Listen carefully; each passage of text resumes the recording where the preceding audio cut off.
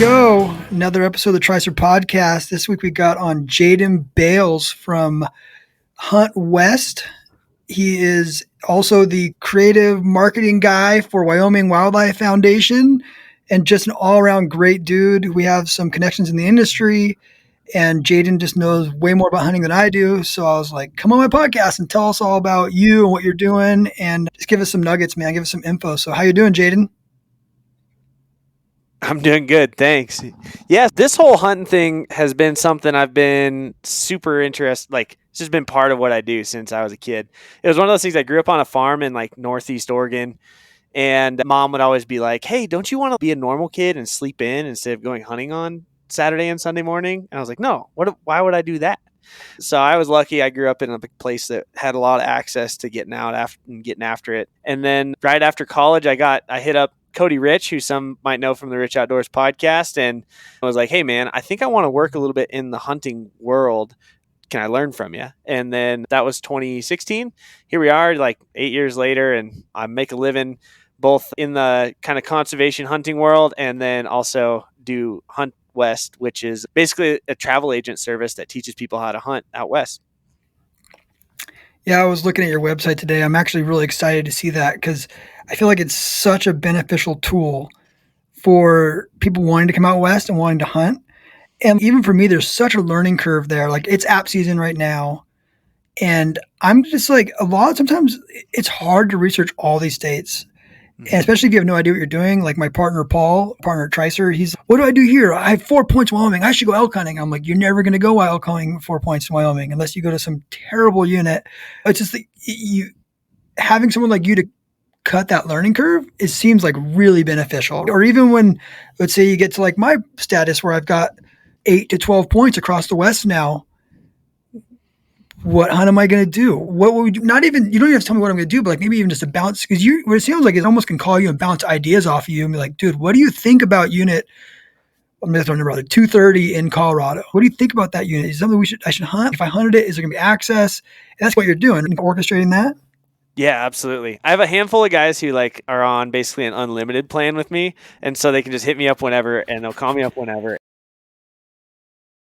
Where you're at, what you want to see happen, and also we'll talk through what changes are happening year to year. Dude, that's like the hard part to keep up with is like, what does Colorado do from one year to the next while Wyoming is changing things here? New Mexico changes this, Utah changes that, and so basically I'm the guy that they pay to have the thumb on the pulse of what's going on in the West, and then you can edit your strategy based on that. Like a guy like you who's sitting in that, like you're in the meat of the point game, right? You can't I call it no man. I'm in no man's land is what I call it. I don't want to be here ever again. Yeah, exactly. No, you're exactly in the place. And like, if you had 8 to 10, 12 points in Wyoming for pronghorn, for example, I'm going to be like, dude, you're going to be so disappointed with what you can draw versus what you could have drawn 5 years ago. Like, it's the same thing.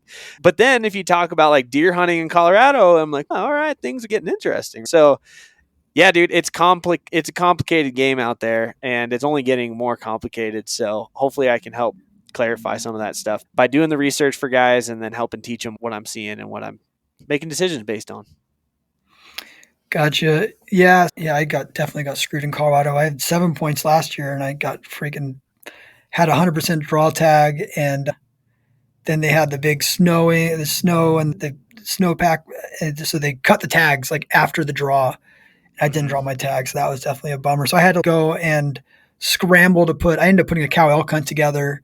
Because once you that's what's one nice thing about having Oregon and Utah in your back pocket is you don't have to, and California, you don't apply for those states till later on. So you can cast a big enough net to where if you don't draw some of these early stuff, you can know in like May and June, oh crap, I better put in for something. I wouldn't throw Arizona in that pool because Arizona is a lot harder to draw. Like I think I have 9 points and that thing's just creeping like crazy. But it's nice to have a game plan because, so someone like you, it would have been great to be like, Jaden, my life is ending. I'm screwed. That's how I felt when you didn't draw that tag. Because you're basically, I'm like already, when you have 100% draw odd hunt, like you're just like, I'm going hunting.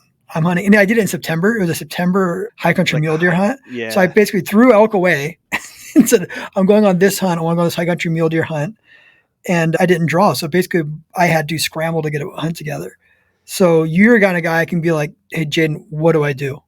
Yep, 100%, man. And that happens so frequent. It happened to me early on in this game. Yeah, it happened to me in high school when I was trying to draw the deer tag outside my backyard. But it also then happened later. I was doing the Colorado game and I was like, oh, this is 86% with 2 points. I should have a pretty good chance of drawing this. And then that year I didn't draw. It was like 17% with 2 points. I was like, oh, dang it. Missed it by one. I'll get it next year. Now I'm 6 years later and I still haven't caught that unit. It has crept Yeah. up that much every year. So hopefully, just like what you're talking about, we can learn from some of those lessons. And then, unfortunately, like in a lot of cases, guys will have to swallow their pride a little bit and hunt units that they could have hunted last year or the year before. And it's, dude, this is just the name of the game. You got to drop down a lot of times. And a lot of times, though, that if you do some good research, you'll find out like, oh, that hunt that I passed on or didn't know Hmm. about in previous years is going to be just as good as the one that I was maybe looking at. And sometimes and oftentimes I'd say those ones that like are creeping out, it's probably because there's some magazines out there or some Hmm. filtering services that are putting a lot of bullseyes on that thing. But it takes a lot more legwork and it takes a lot more attention to detail. But I think when you're stepping outside all of those services, you can find what fits you. Because for instance, like if you've got good legs, man, dude, the world is your oyster right now because a lot of people are still stuck in that old school mentality of I want really good road access and I want good access to big animals from like the road systems. You're like, oh, no Hmm. wonder this XY unit in Colorado has such hard to draw. All the deer right next to the road and it's easy to hunt. Whereas you look at something that's like a little bit tougher, it's got big wilderness, like it's got tough dates, whatever the case is. Ooh, those are some diamonds in the rough. I think that's the fun part about doing it is like you turn up little gems. You got to always like when you're turning up gems, you also have to take into consideration the fact like it could be a stinker. That's kind of part of it, and it also comes with if you're trying to find a diamond in the rough, you go in with a better plan, knowing that you can't be lazy. You can't just like stroll in and just expect there to just be a giant this, that, or the other thing like around every tree. You roll in with a good plan and you like execute like A to Z every day. You're up early, you're doing it right. And those are, I think, when you end up with like really good experiences when you didn't expect them. Yeah, even with the best plan too, it can just get blown apart by weather and different things too. So it's expectations. I know like everyone assumes like third season Colorado, I'm going to shoot the biggest buck. And I have a really good friend who's one of my hunting partners, and he is an incredible hunter. Dude, he drew this tag third season last year, and the snow was so bad that the deer pushed off of his unit. Like he could Yeah. not. They ended up seeing like two mule deer the entire hunt. Miserable time. It was like 2 foot of snow. It was just like, and they were just going out there. You never drive to a hunt. I think I said this recently. You're never driving to a hunt like, I'm probably not going to shoot a buck. You're always driving the hunt 180 buck. Here I come. And then like day 5, you're like, he's brown. But yeah, Yeah. you kind of have these high expectations. And you always think it's going to be. At the end of the day, it's hunting, right? And at the end of the day, some freaking dude can roll out of his side by side and shoot a 220-inch buck on any unit in Colorado. You don't just it's just you just I think that you have to stack everything in your favor as much as possible. Do the research, Yep. do the scouting, do the on the ground scouting, pack in, do all that. And then there's always this, I don't know what percentage you'd put on it, but there's always this percentage of the animal has to do the right thing. It's a Yep. little bit of luck there. And the weather has to play Yeah. right for you too. It's tough. It reminds me though of like high school sports or whatever. And when like the coach used to say, you got to control the controllables and you got to go in with the right attitude and like the right expectations of, I'm going to throw it. I'm going to leave it all out on the field is what they used to say. And those are the types of things like you can do that and still have a lot of fun if you're prepared for it, especially if your hunting partners are prepared for it. That's a different variable, but Choose it's one of those, wisely.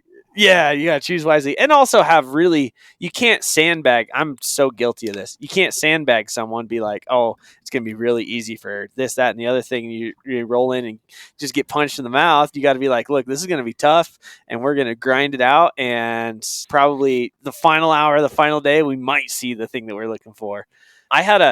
And I grew up in the Mount Emily unit in Eastern Oregon, which is one of the big three, like really hard to draw elk tags. And dude, I swear, it was every single time someone drew that tag, they would go out there thinking that they're going to find this a giant bull around every tree, and they just got their butts handed to them.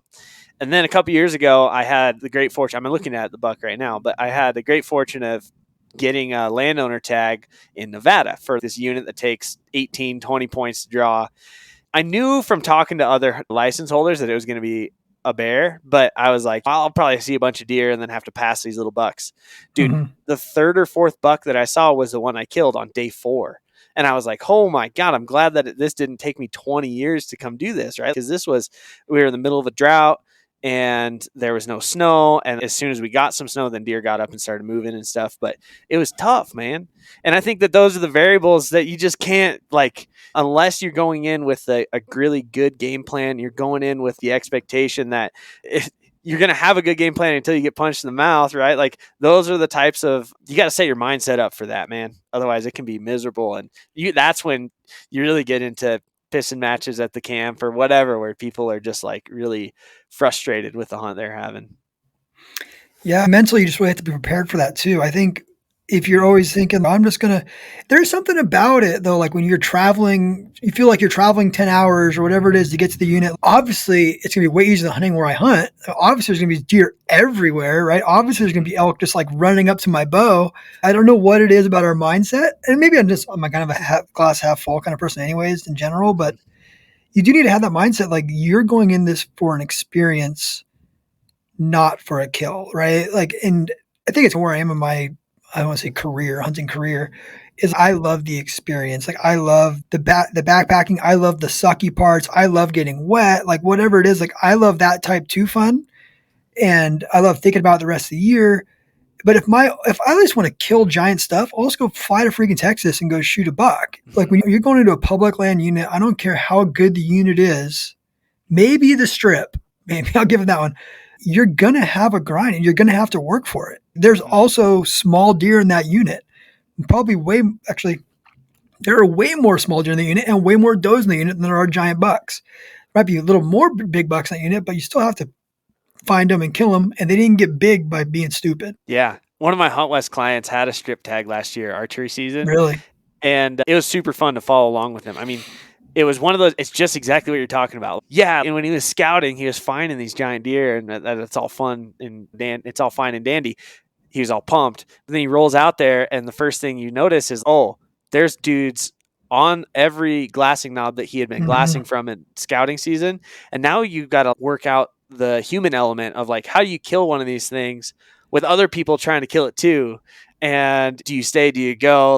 Oh man. And those kinds of challenges, that's what makes it fun though. If it was just a chip shot every time, like you said, it would just be a different thing. Yeah, Arizona is a whole other animal when it comes to that guided stuff on those units. Like those guys, they know that unit in Yeah. and out, and they might have 4 or 5 guides on one hunter. It radios and calling them in, like it is competitive. They did get rid of cameras, but these guys still know where they are. Someone was telling me recently that if you find, like in Arizona, you could sell animals, like not the physical animal, but let's say you go out there and you find a 420 bull, you can then sell that pin for like 20 or 25 grand. I believe People it. will, people will pay for that pin for where that animal is. Hey, I've got this, whatever, I've got this sheep. They say you find the governor's sheep, 40 grand. And you just for finding it. So there's guys who actually make a career of just finding them. Mm-hmm. So it's crazy.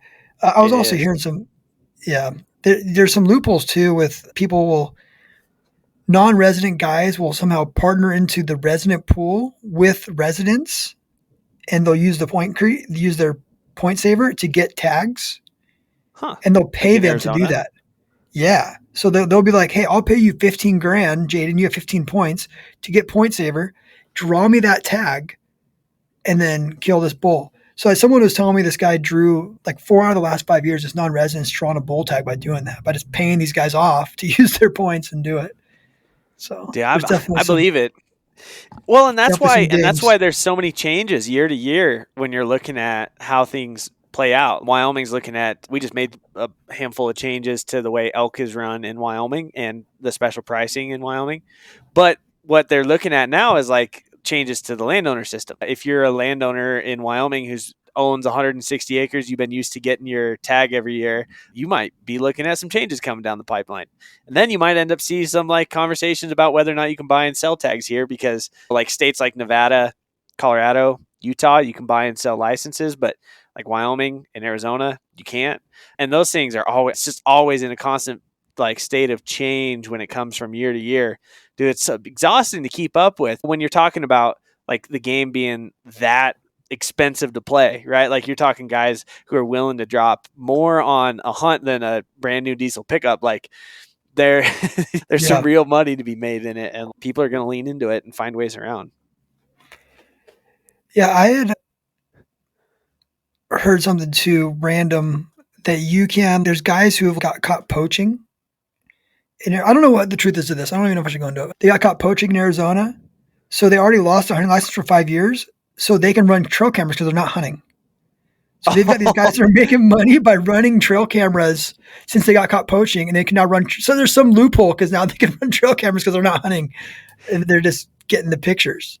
I So wouldn't like be surprised by that because there was like with the intent to hunt is like trail cameras with the yeah, intent to hunt, right? so And they if you can't hunt. have no intent to hunt because you're a poacher, yeah, dang man, that's a lot of people like to jump on the bandwagon of crapping on the game and fish agencies, and certainly they deserve a lot of it.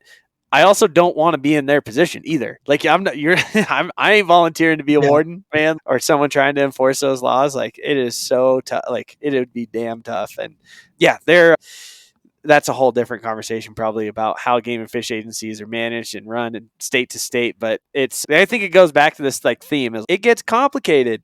And if you're expecting to try to hunt from one state to another, not just your home state, you can get in a pickle pretty quick if you're not paying Oh yeah, attention. very quickly. Very different rules everywhere you go with whether it be hunter's orange or muzzleloaders or scopes or everything changes. Can you use expandable broadheads or fixed blade broadheads? Every state is different. Speaking of state agencies and draws, you're from Wyoming. Hmm. Why did you guys screw me? And why are you guys going down to 10%? Like, what is reasoning behind you guys? I have 7 points up there, and all of a sudden you guys change the rules on me. Okay, Not so not just to clarify what you're talking about. So there's been a big push the last 4 or 5 years to go to away from the 80-20 split on deer and pronghorn. It's 86 or 84-16 on elk, and move it to 90-10 split. So 90% of the licenses go to residents, 10% go to non-residents. It used to be also 75% of the moose, sheep, goat applications would go to residents, and 25% went to non-residents. So you had these like all these different things. What ended up passing was moose, sheep, and goat and bison went from 75-25 split to a 90-10 split, but they haven't touched deer, elk, and pronghorn yet. I don't know if they will or not. It seemed that was the compromise that everyone came up with in this, like they had a wildlife task force that they created, and that seemed like the compromise that they went with was 90-10 on the moose, sheep, goat, the big ones, and then just keep it the same on deer, elk, and now this is just my opinion, right? This is the opinion of one man, no organization, but when you're dealing with the state with the fewest amount of residents in the entire union, it doesn't hurt my feelings to have an 80-20 split on some of these things. So Mhm. that's my personal opinion on it. But yeah, that was what they ended up doing. And like you mentioned, though, it definitely made it's made it real hard for a non-resident to want to be in the draw system for moose or sheep, for especially because in that point system, you've got a couple of tags here for the top end point holders to take, but there's I think one moose tag and one sheep tag that are random in the entire state. So if you don't have maximum preference points, you're all fighting for one random tag. And boy, the odds are so long on those. I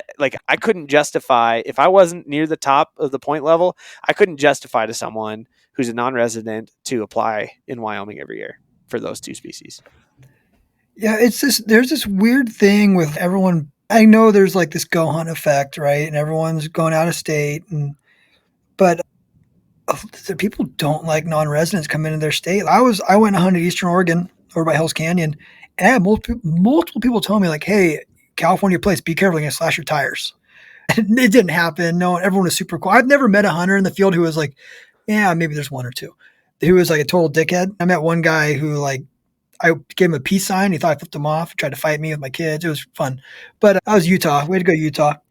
But it non-residents are so beneficial to Wyoming's fish and game system, right? Like you said, you have the smallest populace in the country. Granted, I've also heard that I think it's some stupid number, like 80% of you guys have hunted in some way, shape, or form. It's a It's a high percentage. Yeah. high percentage of you guys have hunted, which is awesome, right? You'd never see that in California. But keep in mind, you guys, like I'm paying for like that special. I think the special elk tag is like 12 or $1,300 up there. I can't remember what it is. It's crazy. We just Like increased it from $1,300 to $2,000. $2,000. So if I Yeah. draw a special elk hunt in your unit, it's going to cost me $2,000. And what are you paying as a resident? I think it's 62, something like that. $62, right? 1,900. We're paying another $1,900 to help you guys help your guys' game population, right? And then not only that, I've been putting money in up there for 8 years and have never drawn a single tag. I'm just Mm-hmm. giving you money every single year. So to try and disincentivize that is crazy because a lot of most guys aren't going to Wyoming every year. No, It's no, just not happening. Like we're just putting almost in for no that. way. We're just all putting in for it and giving you our money. And then not even I won't even apply in the draw for Wyoming this year. I don't think I might look at it. I think it's next couple of days. I just buy the points in September every Yep. year and just keep building my points up. And then eventually I'm going to go up there. I want to go hunt pronghorn. I've never killed a pronghorn, so I want to go do that at some point. But Well, I think none of those are beneficial. one of the things that like not every, a lot of the people who are really anti non-resident seems like they don't put themselves in the perspective of the fact that they're a non-resident everywhere else too. Like I'm over here. So a good example, and I moved away from Eastern Oregon where I grew up, and 3% of all pronghorn tags are given to non-residents. I'm over here, dude. I don't really have a chance at hunting a pronghorn in the state I was born in or whatever Mm-hmm. as a non-resident, and that kind of sucks. I don't particularly like that. I think it'd be cool if one day I could get out there and do it. Now I'm gonna try, right? Like maybe it happens because I'm started early enough in the game. I could probably catch it eventually, but yeah, putting yourself in the shoes of if you're a non-resident somewhere, it's brutal. Yeah, and I hope it would be really nice if a lot of those same people who are pooing the non-residents in Wyoming or any other state, right? This isn't just a Wyoming specific issue. This is happening in every state. The folks who are most vocal, I would love it if they went and hunted a different state one time, right? Or even once a year, because then they would get the opportunity to see what it's like on the other side. The fact of the matter is most of those folks I think are just disgruntled about their lack of opportunity, maybe lack of days of field or like whatever it is, and they're just like finding or lack of their success and they're trying to find things to blame it on. Dude, 90% of those dudes are in such bad shape they can't get out of the side by side hike after anything. So they're just complaining there's no Yeah. animals there.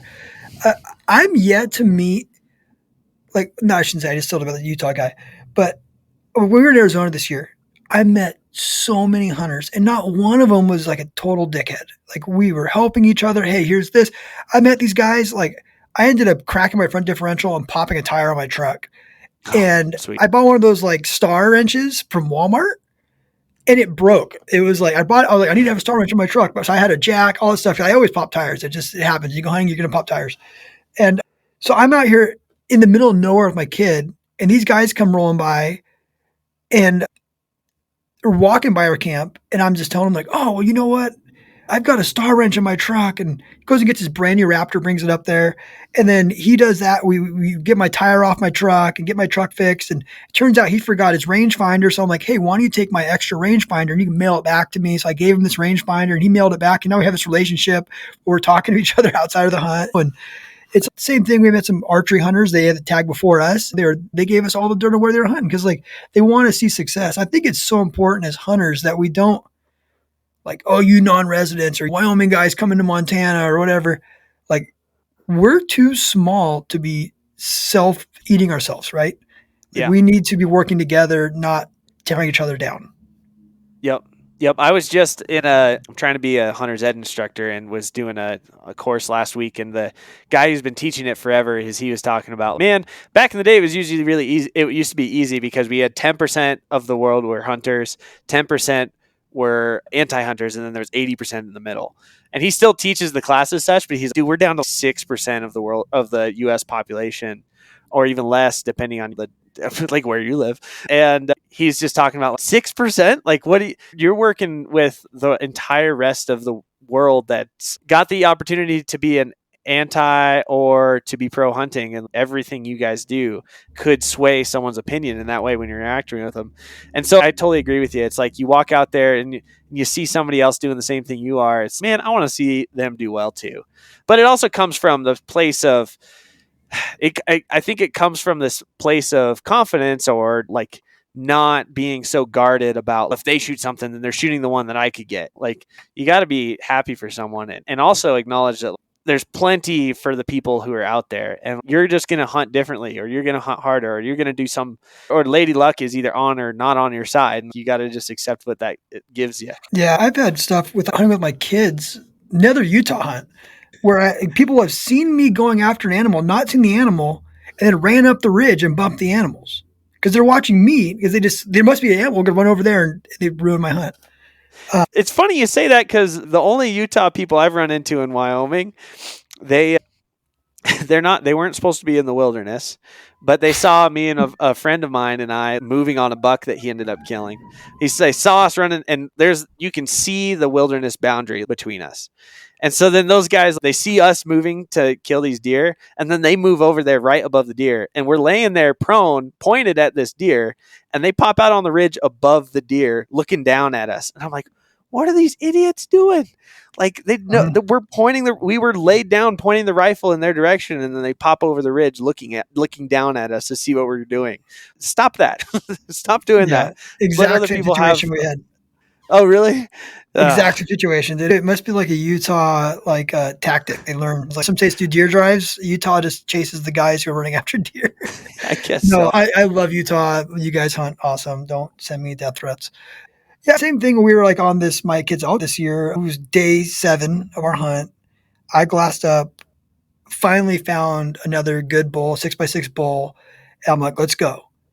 And we're going after this bull, and we come over this ridge, and there's a dude sitting there glassing. And I have 1,000 yards to go, but I get to drop down in this canyon to go over to get to this bull. And I'm like, oh, what's up, man? And I'm like, yeah, I could see, he could see he wasn't trying to, he was trying not to say something to me.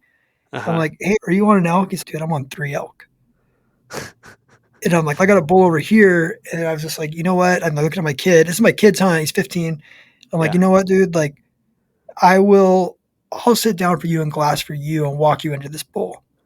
He's like, what? He's like, you don't want to kill it? I'm like, no, man. Like, you found it. I'm not going to go shoot your bull off from underneath you or go after this thing. So I ended up walking him into these bulls. He ended up blowing the stock. He didn't listen to me.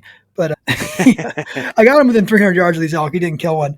But that's the kind of stuff that we need, is to be supporting each other and helping each other like that. Because Mhm. that guy's out there by himself. We're hunting on this crazy canyon with rim rock. He's probably not going to make the stock on his own.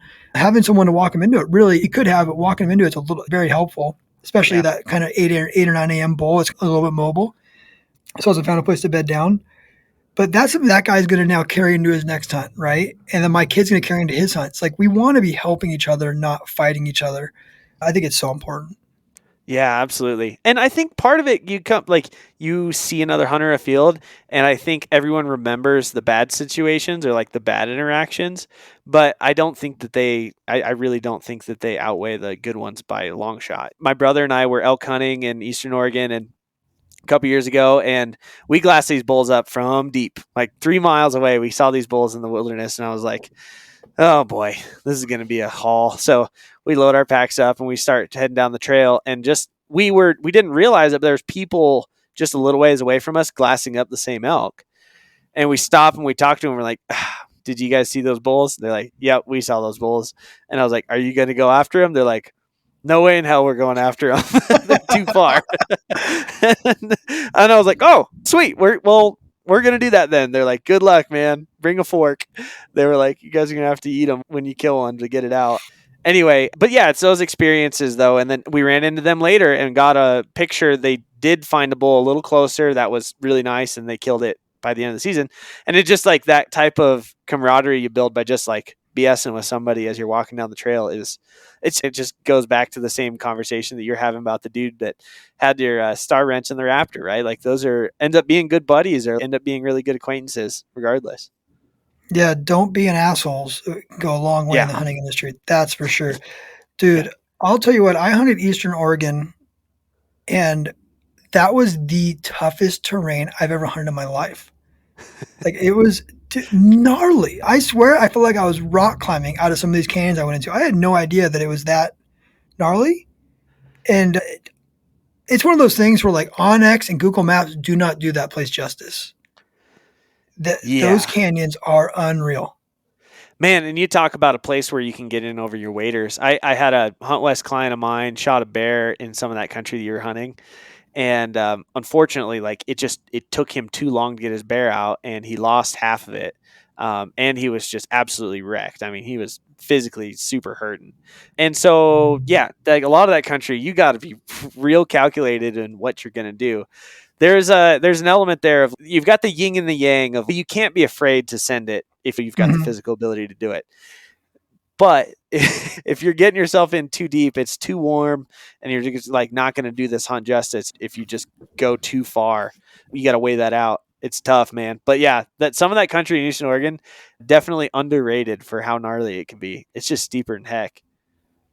Yeah, I think it's a 5-day hunt over there. So Hmm. afternoon of day 4, I found a bull, and it was like a mile as the crow flies, but like a 3-mile hike. And I just didn't think Uh-huh. it through. Like, I should have brought a sleeping bag. So we get over there and set up on this bull. It never came out. And I'm like, well, we got 1 day left. I'm not hiking back. We're just going to spend the night out here, and we're going to make a fire. We had this really cool spot, almost like a chimney type rock we made a fire in. Dude, Cool. freezing. Like, when you don't have a sleeping bag and it's in the 20s or whatever it was, teens, no fire. It was so cold. And we ended up getting a lot of Oh, sparks. I ended up ruining puffies, ruining my buddy's rain yep. gear. You just know how it is. Just trying to keep warm. We must have burnt down the entire mountain. We luckily run into a truth under deadfall. We burnt it when we first got there. It was covered. When we left, it was like cleaned out. Like a gardener came in and cleaned it. We burnt so much wood that night. But I've done that a Oh few man, times. Oh, I'll just sleep out here, and it is cold. It was every cold, time. dude, every time. But it's a cool story now looking back. Then we got up Yep. the next morning, and I set up on that bull, and he never came out. So all for uh, nothing. I pretty always funny. say if you give a hunt everything, you'll never regret it. And Yeah, a lot of exactly.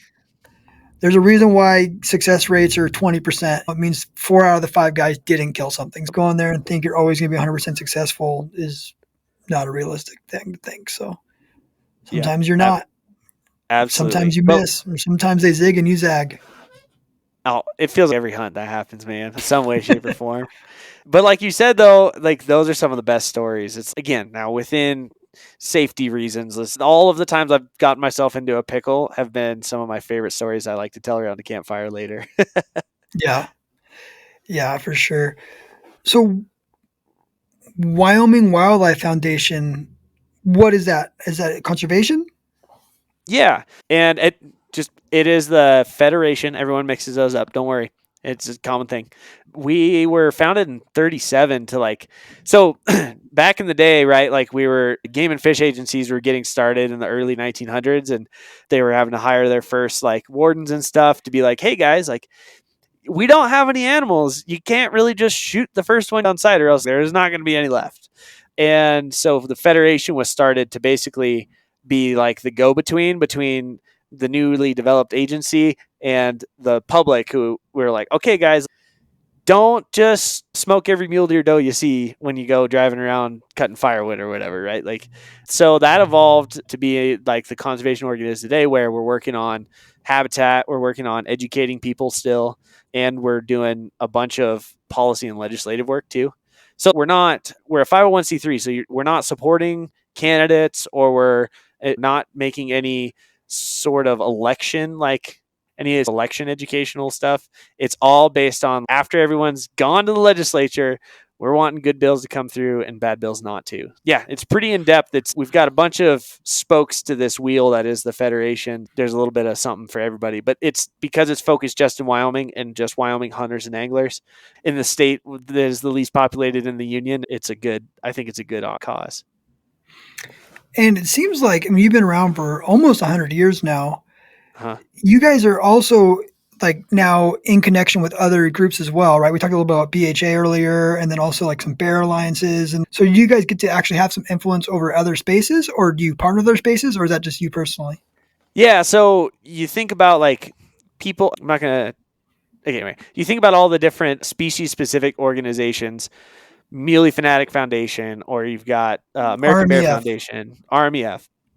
We'll work with them to execute like local projects Okay. because like a national organization can only know so much about the local what's happening on the ground locally. A good example, like we do a fence pole project with the RMEF chapter here in Lander every year. We, like I was just telling you, we work with American Bear Foundation to raise money for those guys, and we just did that banquet last weekend. It was super fun. A lot of beer was drank that weekend. And on top of that, we'll one thing that's really of high importance to people right now is what's happening with mule deer in Wyoming and across the West for that matter.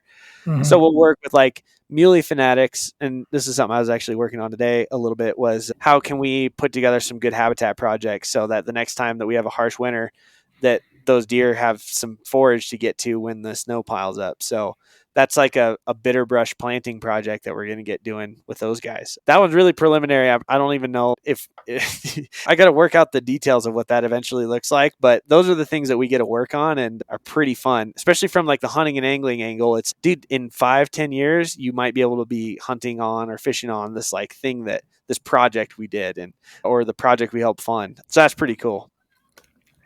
Yeah. So, speak to that. Speak to the mule deer thing because it is getting.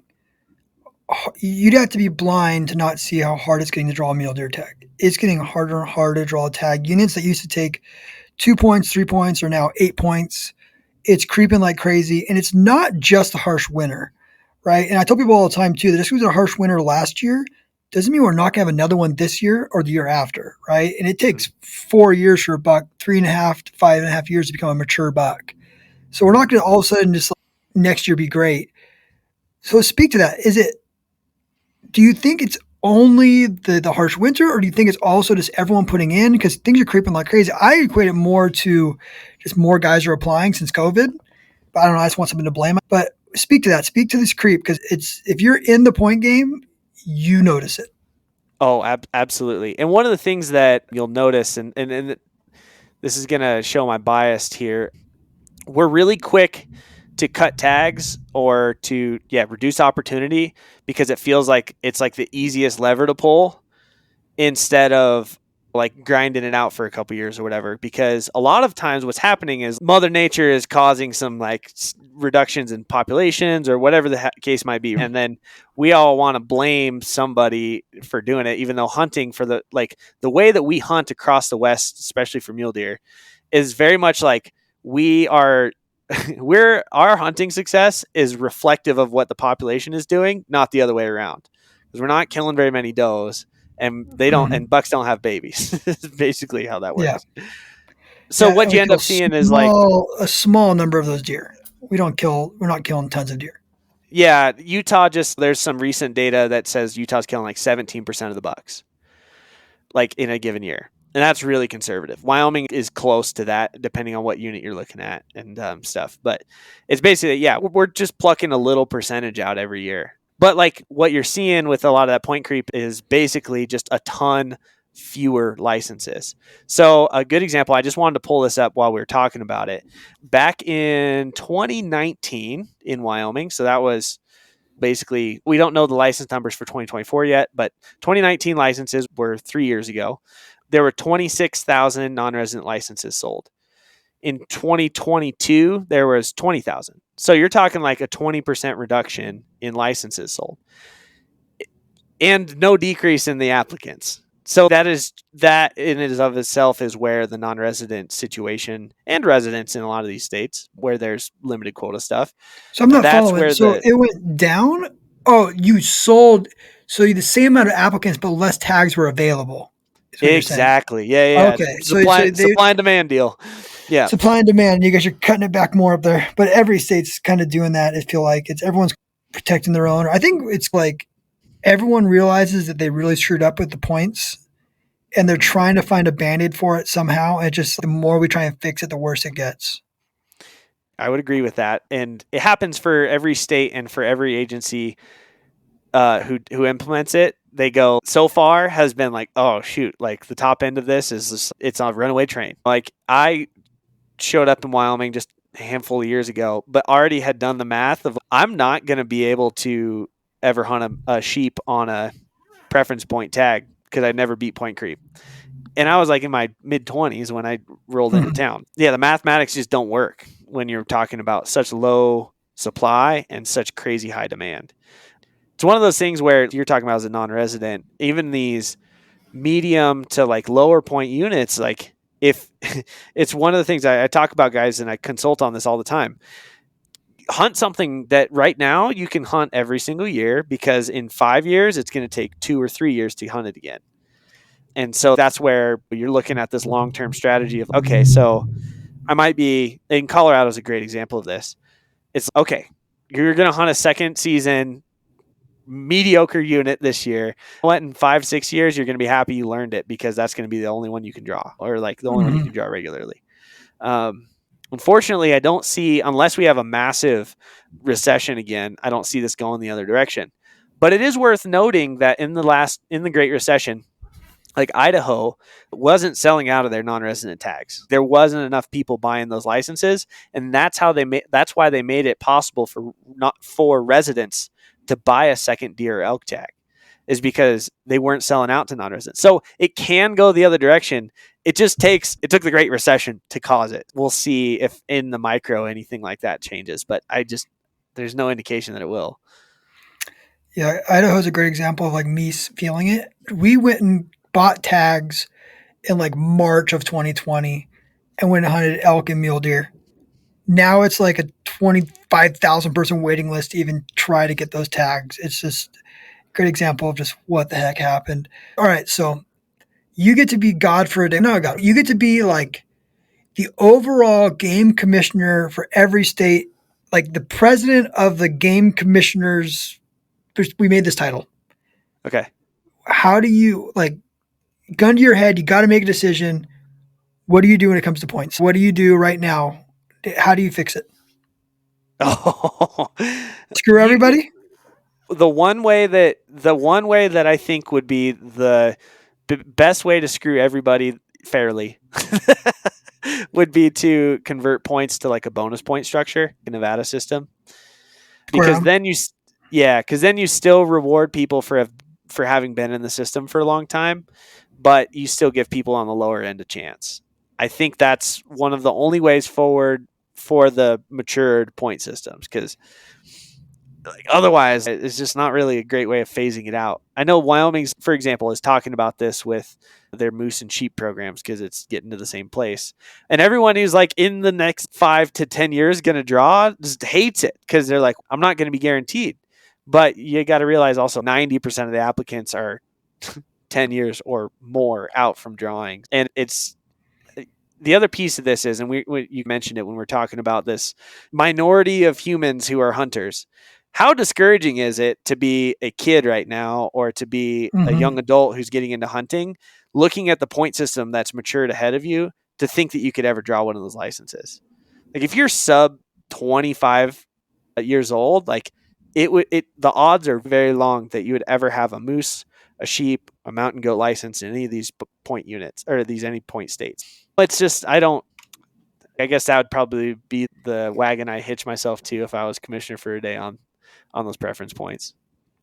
Yeah, so I'm going to tell you what I would do if I was king commissioner. I'm going to call it king commissioner because if Yeah, this is a dictatorship, not a democracy. let's hear it. Like in Utah, I'm going to get to that in 1 second. Utah, if you're a kid and you start putting in for the Ponsagon right now, it's over 100 years to draw that tag, even though Exactly. it's a 28-year tag or 22-year, whatever it is, 25-year tag right now. It's over 100 years you start putting my kid in for right now. And I think, like me, I'm king commissioner. I don't. It doesn't matter. Do whatever I want. I'm going to come in and just turn every state into New Mexico or Yeah. Idaho, right? Yep. Idaho, and I'm going to say, you know what? Get over it. We've got to get these kids hunting. We've got to help them. I'm sorry that we built these points. And I don't know. Maybe we could do some kind of a buyback thing. I don't know. Hey, we'll give you your money back. I don't know what that would cost us to do that, but hey, you paid $15 a year. You never drew. for 20 years. Okay, it's going to cost us $300. Here's your $300 back. Sorry you didn't put in for points, but we've got to fix this problem. I And what are think they going to do? Kill me? I'm king commissioner. They can't kill me. that's right. That's right. I honestly think though, like that actually is. I maybe live in this world where I don't think that it would be possible right now, but I actually think you're right. That's the best answer for sure. I don't know if you can even litigate it. If you were to go and do, it's like you got the states that really, the high point states that people really want to put in for would be like, I think Arizona, right? If people want the strip tag, they want one bull tag. I think they want that 18A pronghorn tag. Same thing with Nevada. These guys put in for a long time. Mm-hmm. But if you did it in states like California, no one's going to care. Colorado, like you can hunt it every year. Man, it doesn't really kill you. I guess some of the elk hunts, it's not that big of a deal to just make it random. Like it would give everyone, even if you're a guy who has 20 points, you're never going to catch that creep at 28. So it's really only screwing that top tier, and everyone else gets a chance to hunt now. And you could now draw a Ponce-Gun tag next year. Or I would love that because then I'm putting in for units that no one else is putting in for because everyone's putting in for the great units, thinking they have a chance. But yeah, I mean, that's a great way to put it. I look at states like Arizona. Now, my goal is on the Kaibab, and you could draw a late rifle or early rifle Kaibab tag at 8 points, and now it's 12, and the next year will be 13. It's just gone up, and now I'm sitting at 10 points. Like, what the hell do I do? And I'm like, oh, I'll draw an archery tag. Even the archery tag's creeping on me. I can't draw the archery tag now. It's just like, where does this end? It's one of those things. It's like an exponential problem. It's not like a problem that's slowly getting worse. It's every year exponentially getting worse. Absolutely, man. No, you're 100% right. Yeah. So anyway, I guess King Commissioner, I agree with your King Commissioner assessment here. Just rip the Band-Aid, really. That's the best way to be the best way to reset the clock. I have another question for you, but I want to get into a hunting story with you before we wrap this thing up. But this is off. It's in the points spectrum, and I want to see if you have an answer. Why doesn't you told me how many points do you have in Colorado? I think I'm at 6 for most. 6. Okay. See, like I'd want to go hunting with you, but the problem with Colorado is I can't average. I think I have 7 or 8. Do you know why Colorado doesn't let you average? Because that'd be a way to get some people out of the point pool. That would be a great way to get guys out of the point pool. Why don't they do it? I would average all day long. Because you can point creep and then turn your tag back in. Or you can point boost and then turn tags back in. So they'd have to get rid of their turn back tag program, or they'd have to make it so if you turned your tag back in, you lost all your points. Or do something like Utah did, because that's the thing about that point boost is what I was talking about. Those guys are doing, paying guys in Arizona to do it. Yeah. So why not? It seems to me like you just do. Utah made a thing where you can't, because if people don't understand what we're talking about right now. Mm-hmm. So like in Utah, you would have a max point holder, 22 points, whatever it is that year. Then it's 23, then it's 24. You draw a mule deer tag every year, and then you're paying guides to go out. And they're like, oh, we didn't get a lot of water this year, and the bucks aren't that big. So they turn their tag back in the week of, and then they get all their points back. And next year, now they have 24 points. Mm-hmm. Now they made it to where you can't do that, right? In Utah, you can't turn it back, or you can do it once, but you don't get another point. You don't get another point. I just did it actually because I drew a Utah archery buck tag, and then I drew a U sheep tag in Wyoming and turned my tag back in. So I ended up not getting the additional point. So you just basically would stay stagnant. So I'm like at 3 points. I entered the draw with 3 points. I'm still at 3 points a year later in Utah. Yeah, that's not a bad way to do it, as long as you don't sit at such a high point level that you're just boosting people every year.